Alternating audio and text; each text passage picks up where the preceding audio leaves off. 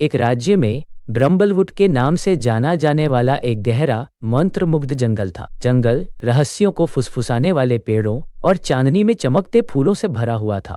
गांव वाले अक्सर रोवन नाम के एक रहस्यमय शूरवीर के बारे में बात करते थे जो जंगल में रहता था। लोग उसे बहुत खतरनाक मानते थे और उससे डरते थे। राज्य में कोई उस जंगल में जाने की हिम्मत नहीं करता था। रोवन कोई साधारण शूरवीर नहीं था। जब वह बच्चा था तब जंगल की जादुई दुनिया में परियों ने पकड़ लिया था। उसके पास एक दयालु हृदय और सौम्य भावना थी, लेकिन वह एक परी जादू के अधीन भी था जो हमेशा के लिए जंगल में रहने के लिए बाध्य था। वह इस जंगल से बाहर नहीं निकल सकता था। एवेलोरिया राज्य में खूबसूरत राजकुमारी लायरा रहती थी। वह बहुत बहादुर और दयालु थी। एक खूबसूरत दिन लायरा ने ब्रम्बलवुड जाने का फैसला किया। उसने रोवन की कहानियां सुनी थी और वह जादुई जंगल देखना चाहती थी।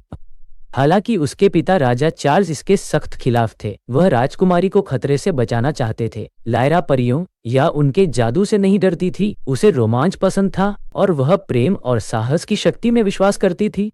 लायरा जंगल में घूमती रही, फूल चुनती रही और पक्षियों का गाना सुनती रही। जैसे ही वह एक साफ स्थान पर पहुंची, उसने एक सुंदर युवक को एक कुएं के पास खड़ा देखा।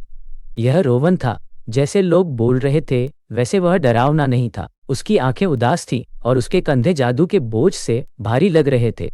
आप कौन हैं? लायरा ने पूछा। उसकी आवाज जिज्ञासा से भरी थी। मैं रोवन हूँ, उसने जवाब दिया। मैं परियों द्वारा इस जंगल से बंधा हुआ हूँ। तुम कौन हो बहादुर लड़की? मैं लायरा हूँ, एवेलोरिया की राजकुमारी, उसने मुस्कुराते हुए कहा। तुम इतना उदास क्यों दिख रहे हो? रोवन ने आह भरी। मैं परियों के जादू से मुक्त होना चाहता हूँ, लेकिन यह बहुत शक्तिशाली है। केवल सच्चा प्यार और महान साहस ही इसे तोड़ सकता है।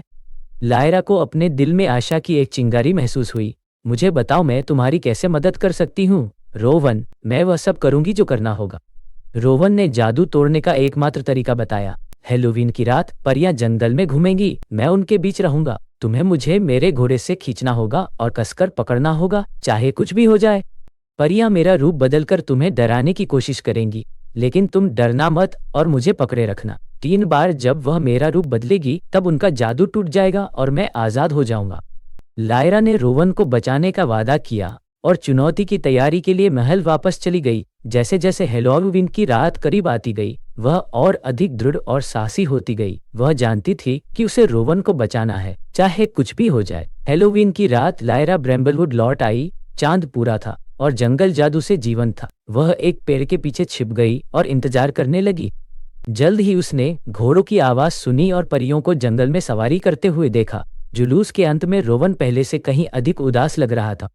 अपने पूरे साहस के साथ लायरा ने छलांग लगाई और रोवन को पकड़कर उसके घोड़े से खींच लिया। परियां क्रोधित थीं। उन्होंने रोवन का आकार बदलने के लिए अपने जादू का इस्तेमाल किया।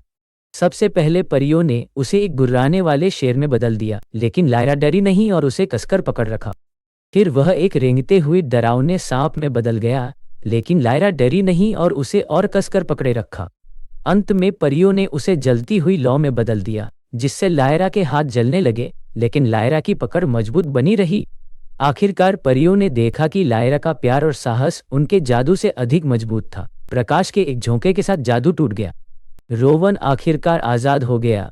परियां रात में गायब हो गईं, उस पर उनकी शक्ति खत्म हो गई।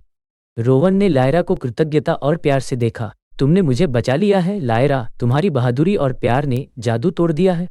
लायरा मुस्कुराई, उसका दिल खुशी से भर गया। तुम स्वतंत्र हो रोवन, आओ हम इस जादुई जंगल को छोड़ें और एवेलोरिया लौट जाए।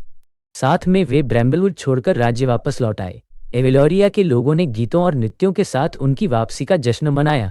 रोवन कई दिनों बाद अपने परिवार को मिलकर बहुत खुश हुआ। राजा चार्ल्स भी अपनी बेटी की बहादुरी से बहुत खुश हुए।